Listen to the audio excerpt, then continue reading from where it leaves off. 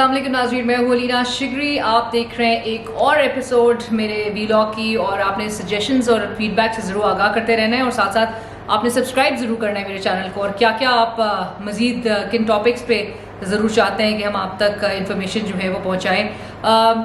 मैं आज जो बात इंटरेस्टिंगली करना चाह रही हूँ वो इस हवाले से है कि पाकिस्तान और इंडिया एक साथ जो है उनकी इंसेप्शन देखी जाती है, वो आज़ाद होते हैं, और एक तरफ हम देखते हैं कि जी इंडिया कहाँ से कहाँ पहुँच जाता है। अब 2030 में अब कोई एक्सपोर्ट्स को भी लेकर $1 खरब के एक टारगेट को जो है वो उस पर नज़र डाली जा रही है। अब आप अगर बात करें फॉरेन डायरेक्ट इन्वेस्टमेंट की, तो तकरीबन $80 बिलियन से जो है वो ज़्यादा उनके फॉरेन डायरेक्ट इन्वेस्टमेंट नज़र आती है। सो कहाँ से कहाँ वो अपने सेक्टर्स की परफॉर्मेंसेस को लेके जा रहे हैं, और पाकिस्तान जो है वो क्यों स्ट्रगल कर रहा है, या क्यों अब तक पाकिस्तान को जो है वो बैरून मुमालिक से आपको लोन प्रोग्राम्स की जो है वो सहारा लेना पड़ रहा है, क्यों नहीं वो रिफॉर्म्स कर पा रहा। सो मैं एक मिसाल ज़रूर यहाँ पे देना चाह रही हूँ, जो मैंने गुज़िश्ता दिनों कबल चंद दिन कबल मैंने ये मिसाल जो है एक टीवी प्रोग्राम में भी ज़रूर कोट की थी, और वो ये थी कि 1991 में 1991 में इंडिया बड़े हालात ख़राब थे, और बड़े फाइनेंशियली जो है क्राइसिस की एक सिचुएशन थी, और बड़ा वर्स्ट क्राइसिस कहा जाता है कि 91 में इंडिया को हिट किया, और उनकी पूरी तारीख का सबसे बदतरीन जो है वो एक माशी दौर जो है उससे वो गुजरे। और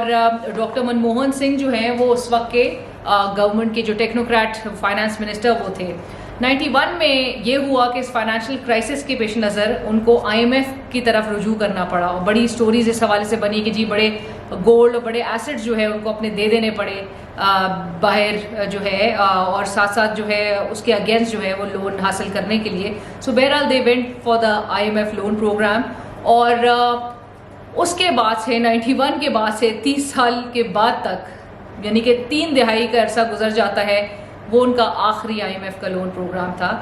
और इसी दौरान पाकिस्तान कोई तकरीबन 8 बार IMF की तरफ रुजू कर चुका है। सो ये एक वो मिसाल थी कि जिस वक्त डॉक्टर मनमोहन सिंह ने तय कर लिया था कि कुछ ऐसे रिफॉर्म्स के लिए मेजर्स लिए जाएंगे, कुछ ऐसी पॉलिसीज़ और ऐसे ठोस रिफॉर्म्स किए जाएंगे कि जिसकी वजह से आपको माशी तौर पे एक मुश्किलात तो ज़रूर पेश आएंगी इनिशियली, आपको पॉलिटिकल एक बैकलैश भी ज़रूर देखना पड़ेगा, लेकिन उसका नतीजा ये निकलेगा कि लॉन्ग टर्म उसके रिजल्ट जो है वो ऐसे होंगे, और आप ऐसे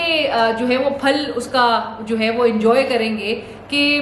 तकरीबन कहा गया कि अगले उस वक्त के बाद से लेकर अगले कोई 26 साल तक उनकी 6% से ग्रोथ जो है वो कभी नीचे नज़र नहीं आई इंडिया की। So that was very remarkably done by doctor Manmohan Singh as their finance minister, और किस तरह से उन्होंने करेंसी मार्केट में पॉलिसीज़, क्योंकि उनका उसका उस वक्त भी कहा जाता है कि जो उनकी जी डॉलर के अगेंस्ट उनकी करेंसी जो इंडियन रुपी है, उसकी करेंसी जो है वो तकरीबन इंडियन रुपी कोई 80% तक कहा जाता है एज अ रिजल्ट टू दी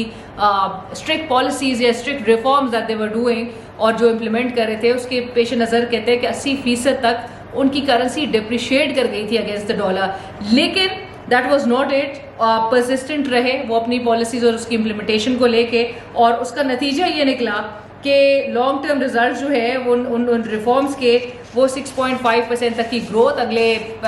2 दिहाइयों से ज़्यादा के अरसे तक। और अब जिस तरह से लाइक आई एम सेइंग कि उनका हर शोबा जो है वो बोल रहा है, चीख चीख के बोल रहा है। FDI में हाईएस्ट ग्रोथ जो है कहते हैं कि जी FDI का इन्फ्लो जो है उनका नज़र आता है $83 बिलियन तक का, इवन 2021-2022 के फिस्कल ईयर के। उनके जो एग्रीकल्चरल ग्रोथ है वो कोई हायर साइड पे नज़र आती है। उनका IT sector, very interesting figures. So IT sector में तकरीबन कहा जाता है कि जी 15.5% तक की ग्रोथ जो है वो एक्सपेक्ट करते हैं, और इट्स ग्रोइंग एट 8.7%। और साथ साथ वो ये भी कहते हैं कि the sector is all set to become $227 billion तक की एक इंडस्ट्री। सो IT सर्विसेज उनकी कहते हैं कि जी कोई तकरीबन नई जॉब्स क्रिएशन की अगर बात की जाए तो उनकी IT सेक्टर ने कोई 5 लाख के करीब या उससे ज़ायद जो है वो फिस्कल ईयर 2022 में उन्होंने जॉब्स क्रिएट की, उनके सिर्फ एक आईटी सेक्टर है। और कंट्रीब्यूशन ऑफ आईटी सेक्टर कहते हैं कि उनके जीडीपी में दैट ग्रू फ्रॉम 1.2% इन 1998, यानी कि 1998 में 1.2% था उनका कंट्रीब्यूशन ऑफ आईटी सेक्टर उनकी जीडीपी में, और वो 1998 से लेके 1.2% ग्रो करके 10% तक पे आ गया 2019 में। सो दैट वाज एंड अगेन ये भी कहते हैं कि जी ग्लोबली भी अब उनकी प्रेजेंस जो है वो बड़ी नज़र आती है, इट्स वेरी एविडेंट। और साथ साथ एक्सपोर्ट्स को लेके भी बड़े इंटरेस्टिंग फिगर्स है, क्योंकि अब 2030 में वो कह रहे हैं कि जी $1 खरब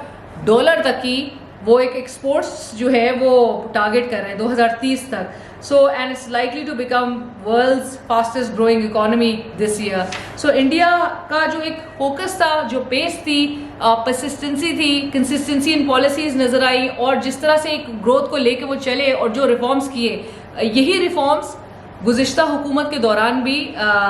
बहुत आवाज़ें इस हवाले से भी उठाई गई कि भाई आपको रिफॉर्म्स जो है वो देखे जाने चाहिए थे, और उसके रिजल्ट्स परहैप्स जो अभी हमें नंबर्स जो नज़र आ रहे हैं वो दे ऑल्सो स्पीक वॉल्यूम्स के किसी न किसी हद तक जो है जो इमरान खान साहब अपनी माशी टीम को लेके जिस तरह से चल रहे थे वो चीज़ें नज़र आना शुरू हो रही थी। सो कंटिन्यूटी की जहाँ पर बात शौकत तरीन साहब कहते हैं कि जी एक कंटिन्यूटी नज़र आनी चाहिए, एक रिफॉर्म्स भी। And IMF programmes, if you go to IMF programme, Asad Umar साहब की आपको बात याद होगी कि असद उमर साहब ने कहा था कि this should be our last IMF programme, इसके बाद नहीं जाना चाहिए। एंड ये आप बिल्कुल मुमकिन बना सकते हैं, आपके पास इकोनॉमिक एक्सपर्ट्स की कमी नहीं है, आपके पास इकोनॉमिस्ट सारे बैठे हुए हैं, आपके पास, आपने अभी बिजनेस कॉन्फ्रेंस की है जहाँ पे आप तमाम स्टेक होल्डर्स से जो है वो इनपुट लेने की कोशिश कर रहे हैं। सो यू हैव जो एक विजनरी कॉम्पिटेंसी होती है उसका फुकदान तो आपके मुल्क में भी नेचुरली नहीं है। इंडिया किस तरह से अपने ही लोगों के थ्रू जो है वो इस तरह के रिफॉर्म्स इंप्लीमेंट करा के कहाँ से कहाँ पहुँच जाता है। सो आपके पास भी इस चीज़ की कमी नहीं है।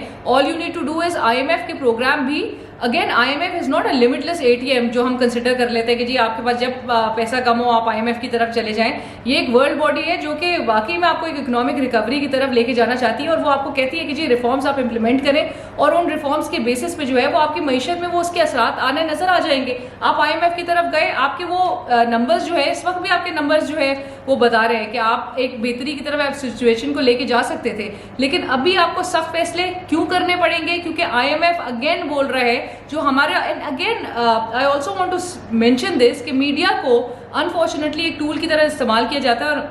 बशमूल हमारे हम सब चीख के बोल रहे होते हैं कि जी IMF की सख्त कंडीशंस है, सख्त कंडीशंस। वो कंडीशंस हैं क्या? वो कंडीशंस भी सामने लाई जानी चाहिए, क्योंकि मीडिया भी एक मेरे ख्याल से सिर्फ एक ये मंत्रा पे निकल जाता है या पड़ जाता है कि जी IMF की बड़ी सख्त शराइत है। IMF वांट्स रिफॉर्म्स, तो IMF programme coupled with reforms जो कि आपने इम्प्लीमेंट करने हैं, आपने उनको लागू करना है, आपने उस तरफ फोकस करना है जो हुकूमत वक्त है, और उसका आपको इनिशियली तो बर्डन जरूर उठाना पड़ेगा। लाइक आई मेंशन कि 80% अगर इंडियन रुपी डिप्रिशिएट कर रहा है as a result to doctor Manmohan Singh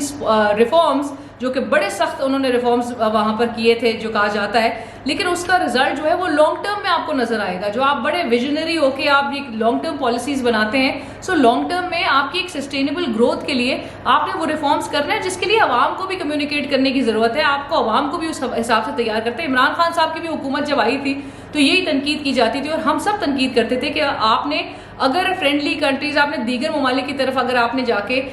कशकोल लेके जाना ही है, आपने लोगों से पैसे मांगने हैं, आपने ममालिक से सारे पैसे लेकर आने हैं बैरून मुल्क से, सो आप आवाम को भी बताएं कि इस वक्त मुल्क की हालात जो है, मीशत की सूरत हाल क्या है, 2018 में आपको कैसी मीशत मिली, और उसके बाद आपने किस तरह से आवाम को प्रिपेयर करना है, आपने उसके लिए प्राइसेस बढ़ानी है, क्या करना है, आपने आवाम को हमेशा अपने लूप में रखना है। सो बहरहाल this was a very good example. इनकी बेशुमार ऐसे सेक्टर्स हैं जो कि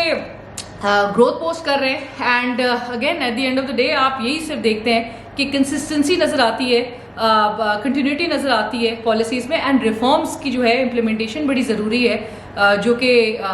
कोई भी मेरे ख्याल से आपकी इस वक्त भी जो है पाकिस्तान में माशी टीम, जिसके हवाले से कहा जाता है कि तजुर्बेकार माशी टीम है, और बिल्कुल कर सकती है पाकिस्तान को। बिल्कुल पाकिस्तान ने भी बड़े मुश्किल रिसेशनरी पीरियड से पाकिस्तान गुजरा है, लेकिन ऐसा तो नहीं है कि हर रात के बाद हमेशा कहा जाता है कि दिन होता है। तो बहरहाल उम्मीद यही है कि सिचुएशन पाकिस्तान की भी बेहतर होगी, और जिस तरह से अब वो सेक्टर्स जो है वो बोल रहे हैं इस वक्त इकोनॉमिक सर्वे रिपोर्ट के मुताबिक भी कि अच्छी ग्रोथ पोस्ट कर रहे हैं. So little push and then we'll see wonders happening in even Pakistan. और पाकिस्तान ग्लोबली क्यों नहीं कंपेटिटिव बन सकता या एट पार आ सकता अपने नॉट जस्ट रीजनल पीयर्स से बट ओवरऑल वर्ल्ड में पाकिस्तान जो है वो एक अपनी कारकर्दगी से अपना लोहा मनवा सकता है. Thank you for watching. अपने फीडबैक और कॉमेंट्स से जरूर आगाह कीजिएगा.